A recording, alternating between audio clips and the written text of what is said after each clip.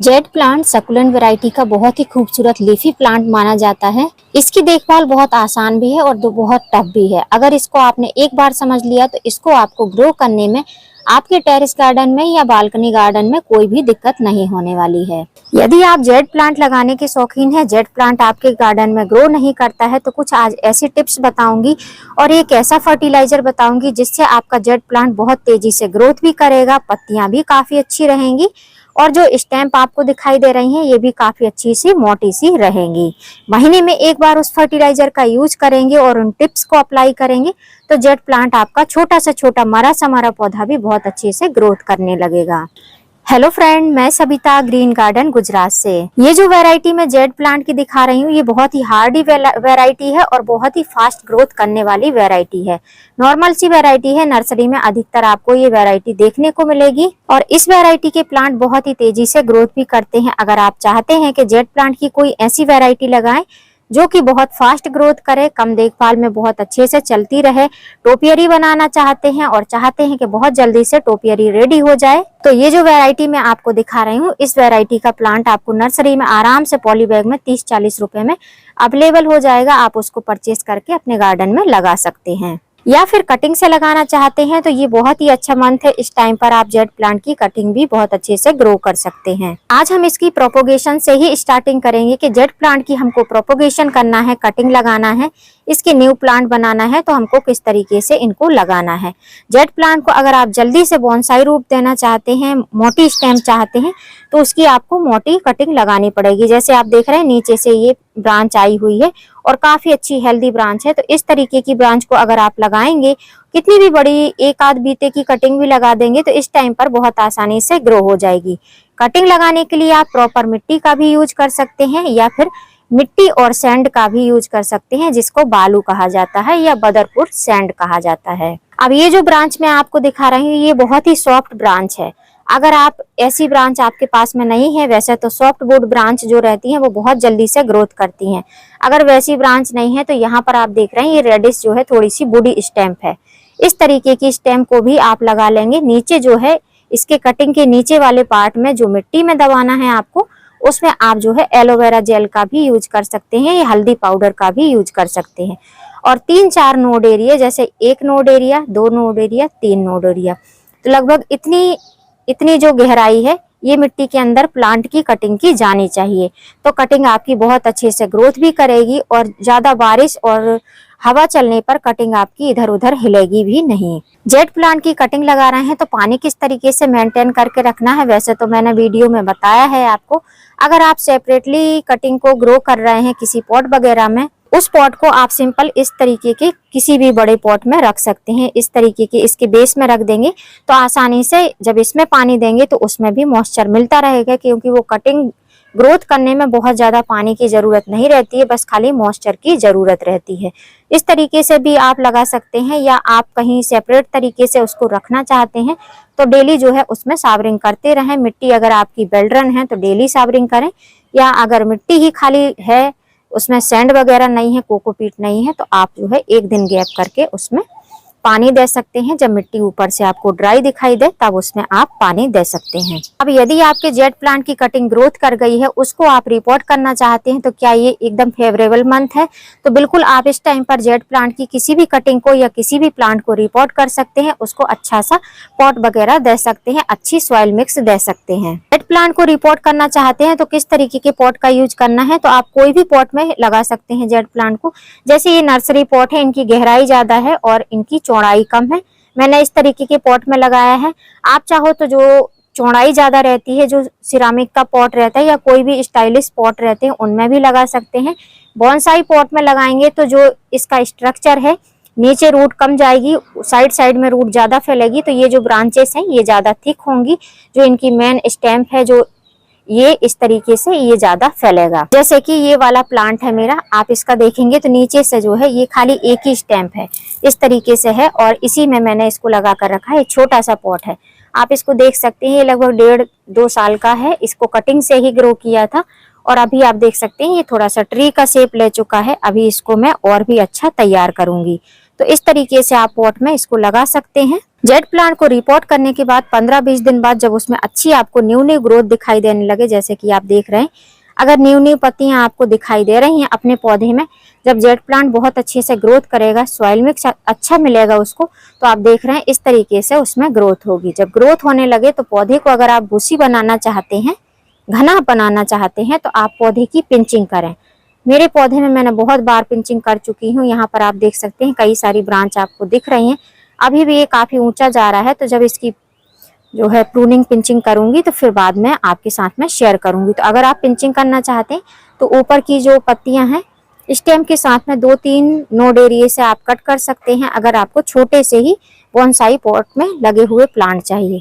और अगर बड़े बड़े पॉट में लगे हैं तो इनको बड़ा बड़ा साइज भी आप दे सकते हैं। इनकी जितनी ही आप पिंचिंग करेंगे उतना ही प्लांट आपका बुशी बनेगा। अब एक सबसे जरूरी बात, जेट प्लांट तो सभी लगाना पसंद करते हैं अपने बालकनी गार्डन में, टेरेस गार्डन में, लेकिन इसका धूप का ध्यान नहीं रखते हैं। जेट प्लांट एक सकुलेंट वैरायटी का प्लांट है, लेकिन इसको धूप तो पूरे दिन की चाहिए रहती है। तो यदि आप जेट प्लांट लगाने के शौकीन हैं, बालकनी गार्डनिंग करते हैं, तो इसको ऐसी जगह पर रखिए जो कि सुबह 7 बजे से लेकर 12-1 बजे तक, 2 बजे तक इसको अच्छी धूप मिले। और बाद में अगर धूप नहीं मिलती है तो कोई प्रॉब्लम नहीं है, सुबह से दोपहर की जो चटक धूप रहती है 2-3 घंटे की धूप भी इसको मिल जाएगी, तो ये प्लांट आपका बहुत अच्छे से सरवाइव कर जाएगा।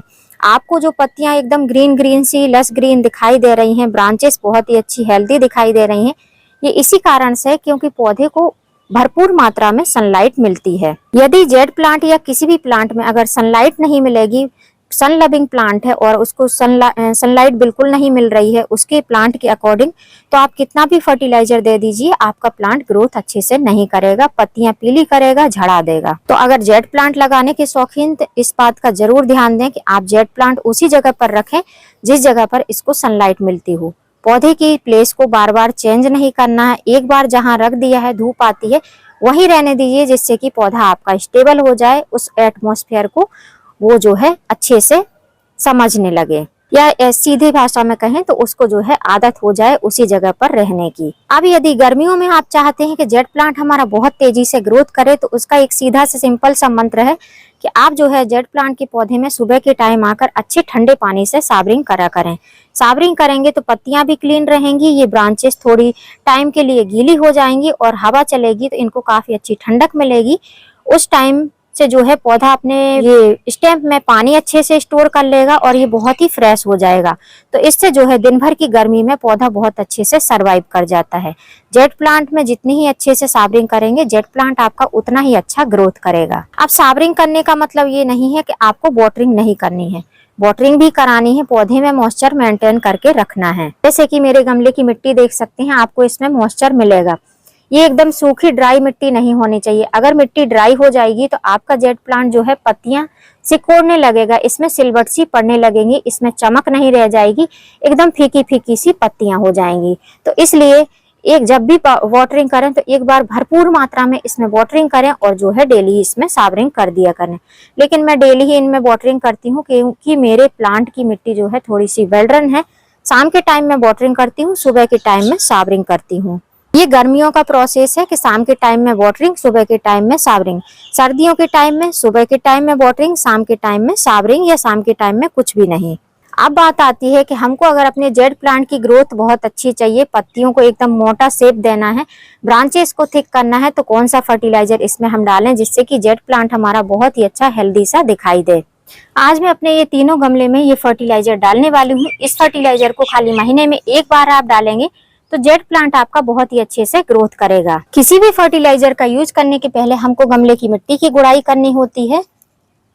तो मैंने अपने गमले की काफी दिन से गुड़ाई भी नहीं करी है और इसमें कोई फर्टिलाइजर भी नहीं दिया है सॉलिड फॉर्म में, इसलिए मिट्टी जो है थोड़ी सी आपको एकदम फिक्स सी दिखाई देगी। ऐसी गलतियां आपको नहीं करनी है। गर्मियों में भी गुड़ाई करनी है पौधे की, जिससे कि आप पानी दें तो जड़ों को पानी अच्छे से मिल पाए। तो इस तरीके से पहले मैं गुड़ाई कर लेती हूँ, फिर आपको मैं दिखाती हूँ।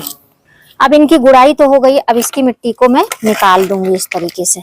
ऐसे आपको साइड साइड की जो मिट्टी है उसको आप निकाल दें। अगर यदि गमला आपका फैला हुआ है तो मिट्टी नहीं भी निकालेंगे तो कोई दिक्कत नहीं होगी। तो आप देख सकते हैं इस तरीके से और जो 2 गमले हैं उनकी भी हम मिट्टी निकाल लेंगे। अब तीनों गमले की मिट्टी को मैंने बहुत अच्छे से निकाल लिया है। जितनी मिट्टी मुझे निकालनी थी उतनी मैंने निकाल ली है।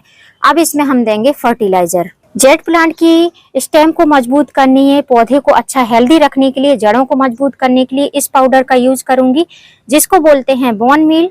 बोन मील जानवरों की हड्डियों का चूरा रहता है। अगर आपको इससे परहेज है तो आप डीएपी का यूज कर सकते हैं, लेकिन डीएपी एक केमिकल फर्टिलाइजर है। अगर आपको ऑर्गेनिक मिलता है तो आप जरूर यूज करें। मुझे ऑर्गेनिक नहीं मिलता है, इसलिए मैं इसमें बोन मील का यूज कर रही हूँ। बोन मील आपको पाउडर फॉर्म में भी मिलेगा और ग्रेन्यूल्स फॉर्म में भी मिलेगा। ये एक ऑर्गेनिक फर्टिलाइजर है जिस पौधे में आप यूज कर सकते हैं जिनके फूल वगैरह ना चढ़ाते हो। तो जेड प्लांट में किसी प्रकार की फ्लावरिंग तो नहीं होती है, लेकिन इस प्लांट को भी लोग वास्तु की दृष्टि से लगाते हैं अपने गार्डन में। तो जो लोग ऐसा करते हैं वो आप जो है डीएपी का यूज कर सकते हैं या सिंगल सुपर फास्फेट का यूज कर सकते हैं। एक गमले के हिसाब से लगभग 1 टेबल स्पून हम इस पाउडर को अपने पौधे की साइड वाली जगह पर डालेंगे। बीच में आपको नहीं डालना है, जिस तरीके से मैं डाल रही हूँ साइड साइड में, ऐसा ही आपको यूज करना है। बहुत सारे लोगों के क्वेश्चन रहते हैं कि बोन मील का यूज करने से हमारे गमले की मिट्टी में चींटियां होने लगी हैं। चींटियां तभी होती हैं जब पौधा आपका धूप में नहीं रहता है। यदि पौधा धूप में रहेगा तो गमले की मिट्टी में बिल्कुल भी चींटियां नहीं होंगी। तो उस हिसाब से आपको पौधे को जगह देनी है कि अगर आप ऐसे ऑर्गेनिक फर्टिलाइजर का यूज कर रहे हैं, बोन मील या किसी भी किचन वेस्ट फर्टिलाइजर का यूज कर रहे हैं, तो आप कोशिश करिए कि पौधे को फुल सनलाइट में रखिए।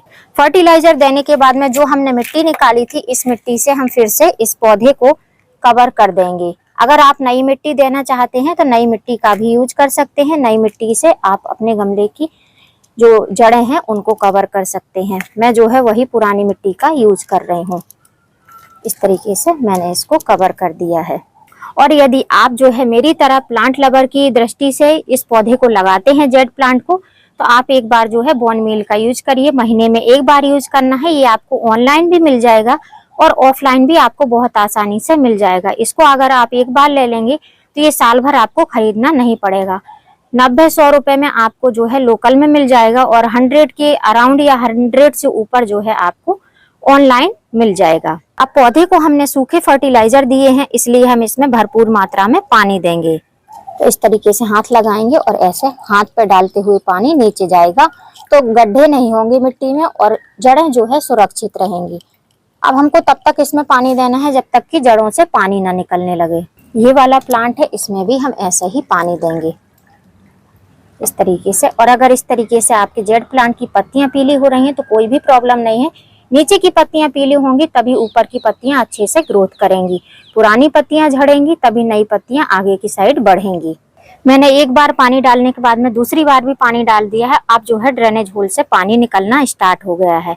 तो ऐसा अगर होने लगता है समझ लीजिए कि बस पौधे को पानी अब मिल चुका है, अब इससे ज्यादा हमको पानी नहीं देना है। तो यदि आप भी जेड प्लांट लगाने के शौकीन हैं, जेड प्लांट की ब्रांचेस मोटी मोटी करनी है, छोटे से जेड प्लांट को तेजी से ग्रोथ करना है, तो जिस तरीके से मैं फर्टिलाइजर का यूज करती हूँ उस तरीके के फर्टिलाइजर का आप यूज करेंगे तो आपका जेड प्लांट बहुत तेजी से ग्रोथ करेगा। ब्रांचेस इस तरीके से लाल लाल मोटी मोटी रहेंगी, पत्तियां एकदम चमकदार रहेंगी। और अब इन पौधों को आपको किसी भी शेडी प्लेस में या किसी छायादार जगह पर नहीं रखना है। जिस जगह पर ये डेली रहते हैं उसी जगह पर आपको इनको रखना है।